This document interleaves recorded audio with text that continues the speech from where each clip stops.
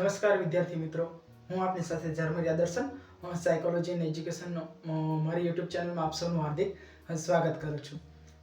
તો મિત્રો, આપણે જોયું હતું કે ગઈકાલે જે સંવેદન છે, સંવેદનના વિવિધ વર્ગો સિવાય આપણે સંવેદનનો અર્થ, સંવેદનના પ્રકારો તેમજ જેમાં મુખ્ય સંવેદન એટલે કે પ્રથમ સંવેદન વિશે આપણે વાત કરેલી હતી કે જે 5 પ્રકારો હતા એમાંથી પ્રથમ સંવેદન એટલે કે દ્રષ્ટિ સંવેદન વિશેની વાત કરેલી હતી.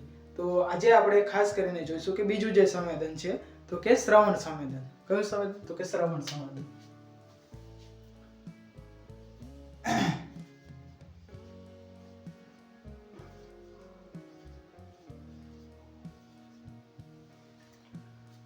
તો વિદ્યાર્થી મિત્રો, જે આપણે જોઈએ તો કે શ્રવણ સંવેદન શા માટે એનો આપણે મનોવૈજ્ઞાનિક દ્રષ્ટિકોણ તથા વૈજ્ઞાનિક દ્રષ્ટિકોણે આપણે શા માટે એનો અભ્યાસ કરવો જોઈએ? તો વ્યવહારિક જીવનમાં ખાસ કરીને આપણે કોઈને કોઈ પ્રકારનું જે અવાજ અથવા તો બાહ્ય જે ધ્વનિ ઉત્પન્ન થતી હોય એ ધ્વનિનો આપણે કોઈ વ્યક્તિ હોય, કોઈ પણ પ્રકારનો વાહન હોય તો એનો હોર્ન છે અથવા તો એ અવાજ છે એનું અર્થઘટન કરતા આપણે જોઈએ છીએ અને જે સામેવાળી ઉદ્દીપક છે એ ઉદ્દીપકનું આપણે કોઈને કોઈ અર્થઘટન કરીને અંતિમ નિર્ણય સુધી પહોંચતા હોઈએ છીએ. તો શ્રવણ સંવેદનનું ખાસ કરીને આપણે વ્યવહારિક જીવનમાં ખૂબ અગત્યનું કાર્ય રહેલું છે. બાહ્ય ઉદ્દીપકો, ખાસ કરીને જે કે બાહ્ય ઉદ્દીપકો એટલે કે જે આપણને શ્રવણેન્દ્રિય દ્વારા સાંભળી શકાતા હોય એવા ઉદ્દીપકો. તો એ એવા ઉદ્દીપકોની આપણે અહીંયા ખાસ કરીને વાત કરીએ તો કે જે આપણે વાત કરીએ તો કે કોઈ પણ પ્રકારનો હોર્ન છે, કોઈ પણ પ્રકારના વ્યક્તિનો અવાજ છે, એ અવાજને પારખવો અથવા તો એને જાણવું એ અવાજ કઈ દિશામાંથી આવી રહેલો છે, કેટલી તીવ્રતાવાળો તે અવાજ છે. ઘણી બધી વાર આપણે એવું હોય કે ઓછી તીવ્રતાવાળો જે અવાજ છે એ અવાજનું આપણે અર્થઘટન અથવા તો શ્રવણ કરી શકતા હોતા નથી. જ્યારે આપણે કોઈ ટ્રેન કે એનો હોર્ન હોય તો એ વધારે તીવ્રતાવાળો અવાજ હોય તો એનું ક્યારેક એવું પણ બની શકતું હોય છે ઘણી બધી વાર કે કાન આપણે બંધ કરી દેતા હોય કે એ પ્રકારનું વર્તન આપણામાં જોવા મળતું હોય છે. તો કે અમુક વિશેષતાઓ છે શ્રવણ સંવેદનની. જોવા જઈએ તો કે શ્રવણ સંવેદનમાં વ્યક્તિ એ જે તે ઉદ્દીપકો છે, ઉદ્દીપકો અથવા તો કઈ તરફથી આવી રહેલા છે, તો કઈ દિશામાંથી આવી રહેલા છે અથવા તો કઈ દિશામાંથી જે અવાજ આવી રહેલો છે તો એને પારખવા માટે આપણે શ્રવણ સંવેદનનો આપણે ઉપયોગ કરતા હોઈએ છીએ. ઘણી બધી વાર એવું પણ બનતું હોય છે કેટલા અંતરેથી આવી રહેલો છે તે અવાજ છે તે એ અવાજને આપણે ઓળખવાનો ઘણો બધો પ્રયત્ન કરતા હોઈએ છીએ. શ્રવણ સંવેદન ખાસ કરીને આપણે જોઈએ તો કે CPS એટલે કે સાયકલ પર સેકન્ડ એટલે કે 20 થી 20,000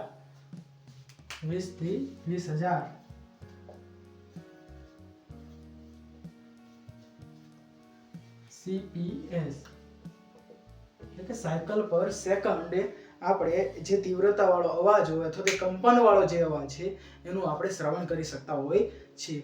જ્યારે કોઈ પણ પ્રકારનો એવો અવાજ હોય કે 20 આપણે કેવું સાયકલ પર સેકન્ડ થી નીચેનો અવાજ હોય તો એનું આપણે શ્રવણ કરી શકતા હોતા નથી. દાખલા તરીકે હું તમને ઉદાહરણ આપું.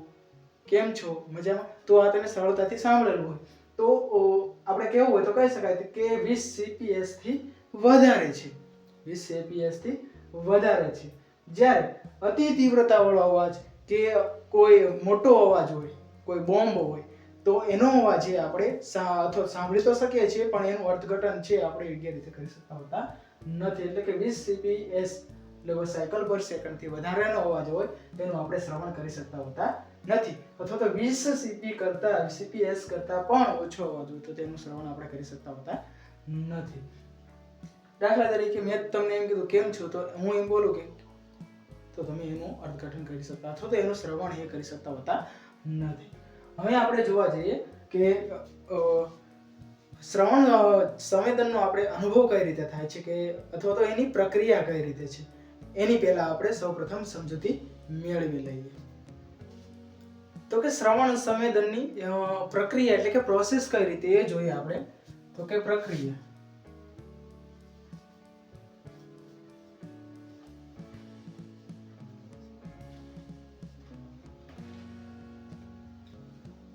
વિશે જોઈએ તો કે એની પ્રક્રિયા સૌપ્રથમ આપણે જોવું હોય તો કે બાહ્ય જે ઉદ્દીપક છે તે બાહ્ય ઉદ્દીપક. અહીંયા આપણે કોઈ પણ પ્રકારનો અવાજ અથવા તો ધ્વનિ, અવાજ અથવા તો ધ્વનિ. ત્યારબાદ જોવા જઈએ તો કે આપણી જે જ્ઞાનેન્દ્રિય છે કે આપણે જેના દ્વારા આપણને શ્રવણ સંવેદન થાય છે, તો કે શ્રવણ સંવેદન આપણને કાન દ્વારા થતું હોય છે, તો કે કાન. ત્યારબાદ આપણે જોઈએ તો કે કાન ઉપર આવેલા સૂક્ષ્મ વાળકોષો તેમજ જે આપણે કર્ણના વિવિધ ભાગ છે, તો કે પહેલા જોવા જઈએ તો કે બાહ્ય કર્ણ, ત્યારબાદ મધ્ય કર્ણ, પછી આંતરકર્ણ,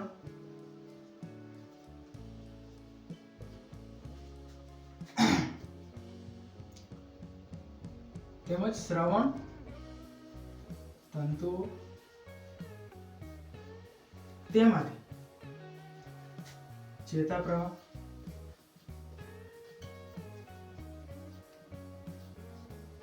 ત્યારબાદ મગજ,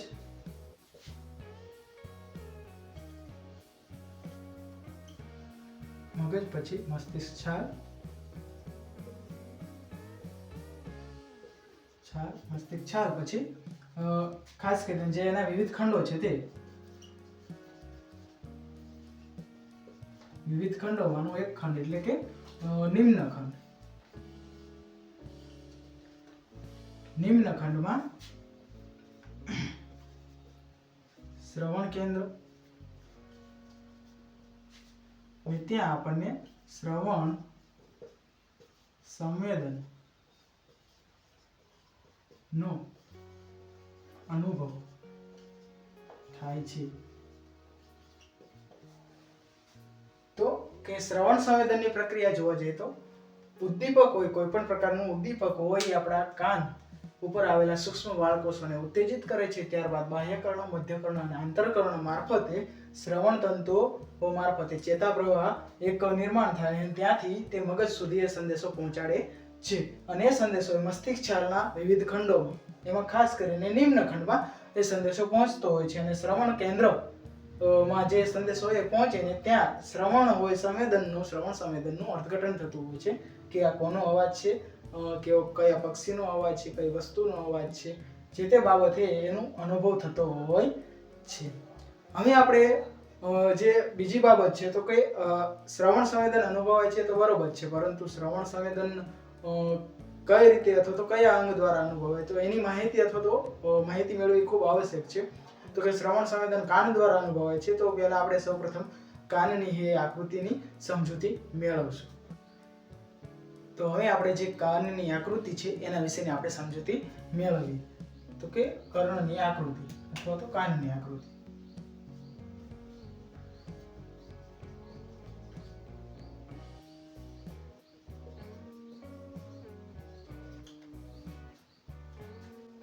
સૌપ્રથમ આપણે કર્ણને આપણે ત્રણ ભાગોમાં વહેંચી દઈશું: બાહ્ય ભાગ,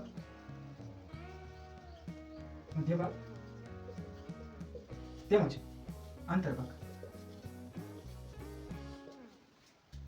બાહ્ય કર્ણની જ્યારે આપણે આકૃતિ દોરીએ ત્યારે બાહ્ય જે ભાગ છે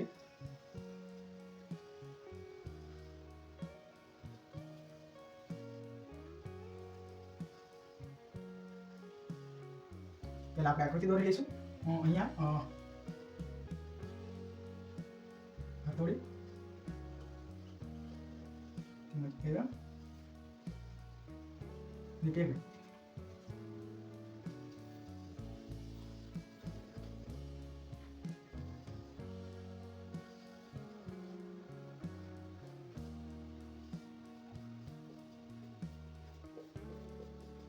કર્ણશંખ તેમજ કર્ણવલયો.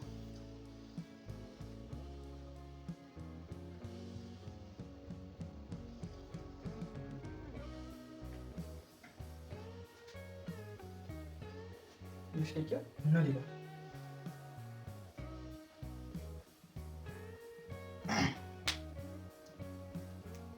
તો નામ નિર્દેશન પણ કરી લઈશું આપણે. કર્ણપાલી અથવા તો કાનની બૂટ, તેમજ કર્ણનલિકા,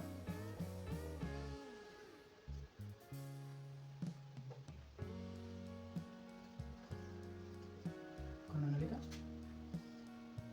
કર્ણપટલ, કર્ણઢોલ કે પડદો. મધ્યકર્ણમાં વાત કરીએ તો કે મુખ્ય 3 હાડકાઓ તો કે હથોડી,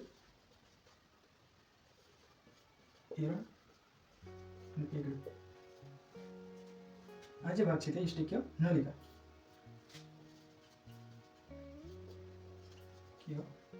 નલિકા, કર્ણશંખ,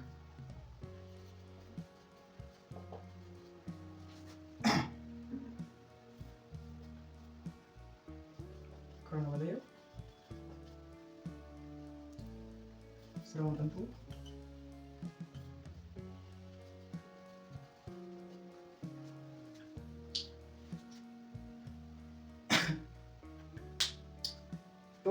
આમ જોવા જઈએ તો કોઈ કાન અથવા તો કર્ણ છે એ કર્ણના મુખ્ય 3 ભાગોમાં વિભાજિત કરવામાં આવે છે. તો કે પહેલું છે બાહ્ય ભાગ અથવા તો બાહ્ય કર્ણ, બીજું છે મધ્ય ભાગ અથવા તો મધ્ય કર્ણ, ત્રીજું છે આંતર ભાગ અથવા તો આંતર કર્ણ. તો ત્રણેય ભાગો અથવા તો જે કર્ણ છે એ કર્ણમાં જે શ્રવણ સંવેદન આપણને કઈ રીતે અનુભવાય છે એ આપણે અગાઉ પ્રોસેસ જોઈ કે બાહ્ય ભાગ અથવા તો જે કાન ઉપર આવેલા સૂક્ષ્મ વાળકોષો છે તેમાંથી જે ધ્વનિ દ્વારા જે સૂક્ષ્મ વાળકોષો છે તે ઉત્તેજાતા હોય છે અને ઉત્તેજનાની સાથે બાહ્ય ભાગ, મધ્ય ભાગ અને આંતર ભાગ મારફતે શ્રવણ તંતુઓથી ચેતા પ્રવાહ ઉત્પન્ન થતો હોય છે અને મગજના ચોક્કસ ભાગ સુધી પહોંચે એટલે કે નિમ્ન ખંડ સુધી પહોંચે અને ત્યારબાદ આપણને શ્રવણ સંવેદનનો છે તે અનુભવ થતો હોય છે. હવે વાત કરીએ તો કે આ વિવિધ અવયવો છે તે અવયવોની. તો કે પહેલા આપણે જોઈશું બાહ્ય ભાગ. બાહ્ય ભાગ મુખ્ય 3 ભાગો છે. મુખ્ય 3 ભાગો.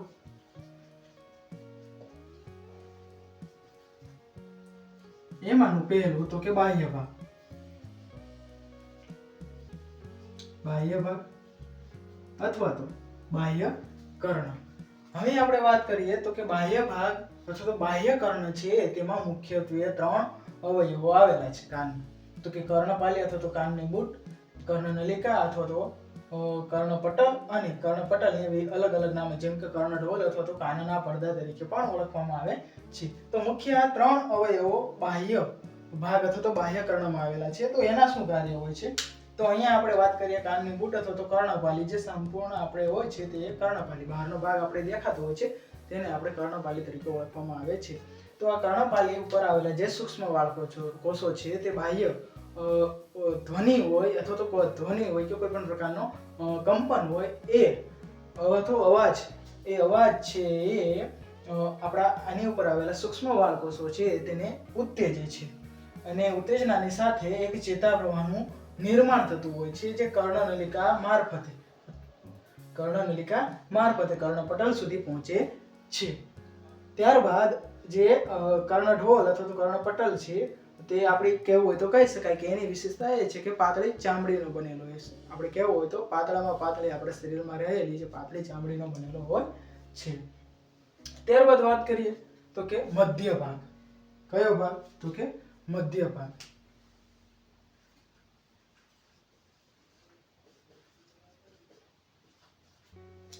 મધ્ય ભાગમાં તો કે આપણા જે શરીરમાંના સૂક્ષ્મમાં સૂક્ષ્મ 3 હાડકાઓ તો કે હથોડી, એરણ અને પેગડું. આ ત્રણેય કહેવું હોય તો જે હાડકાઓ આપણા શરીરના સૂક્ષ્મમાં સૂક્ષ્મ હાડકા છે જે કર્ણમાં આવેલા છે અને બીજું અવયવ છે તે ઉષ્ટક્ય નલિકા.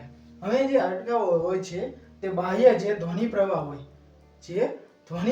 હોય એ ધ્વનિ પ્રવાહમાંથી અસ્થિ પ્રવાહમાં રૂપાંતરણ થાય છે. જે તે આપણે કેવું ચેતા પ્રવાહ દ્વારા ઉત્પન્ન થતો જે અવાજ અથવા ધ્વનિના કંપનો દ્વારા એ હાડકાઓ એકબીજા સાથે અથડાય છે અને એક પ્રકારે પ્રવાહ અથવા એટલે કે અસ્થિ પ્રવાહનું નિર્માણ કરે છે.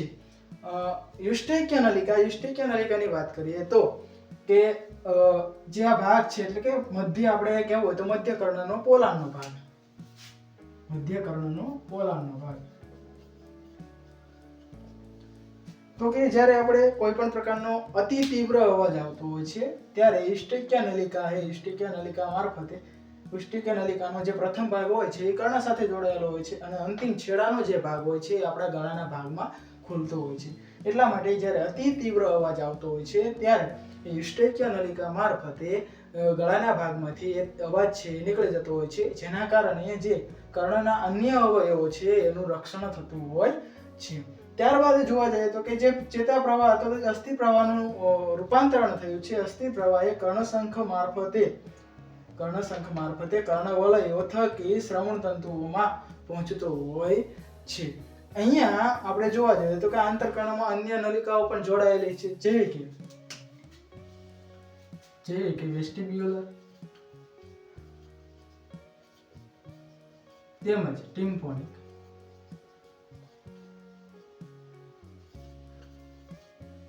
આ પ્રકારની નલિકાઓ પણ આંતરકર્ણ સાથે જોડાયેલી હોય છે અને ત્યાં એક ચેતા પ્રવાહનું નિર્માણ થતું હોય અને એ ચેતા પ્રવાહ છે તે મગજના ચોક્કસ ભાગ સુધી એટલે કે આપણે કેવું હોય તો કે મગજથી મસ્તિષ્ક છાલ અને મસ્તિષ્ક છાલમાંથી જે 4 ખંડો આવેલા વિવિધ ખંડોમાંના એક ખંડ એટલે કે નિમ્ન ખંડ સુધી પહોંચે અને ત્યારે આપણને શ્રવણ સંવેદનનો અનુભવ થતો હોય છે.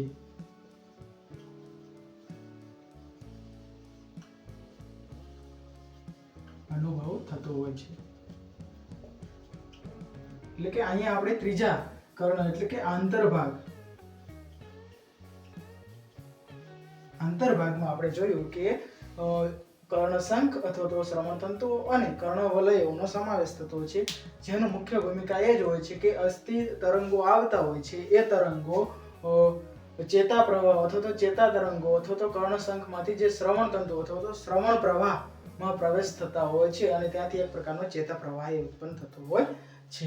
તો આજે મિત્રો આપણે ખાસ કરીને જે 5 સંવેદનોના પ્રકારોમાંના બીજા સંવેદન એટલે કે શ્રવણ સંવેદનનો અર્થ, શ્રવણ સંવેદનની શું મહત્વની ભૂમિકા છે, તેમજ જે શ્રવણ સંવેદનની આકૃતિ, શ્રવણ સંવેદનના વિવિધ પ્રક્રિયા અથવા તો એની પ્રક્રિયા શું હોય છે એની સાથેની આપણે અલગ અલગ કર્ણના છે તે ભાગ વિશેની સમજૂતી આપણે મેળવી. જો મિત્રો તમને આ વિડીયો ગમ્યો હોય તો લાઈક, શેર અને સબસ્ક્રાઇબ કરવા વિનંતી. Thank you.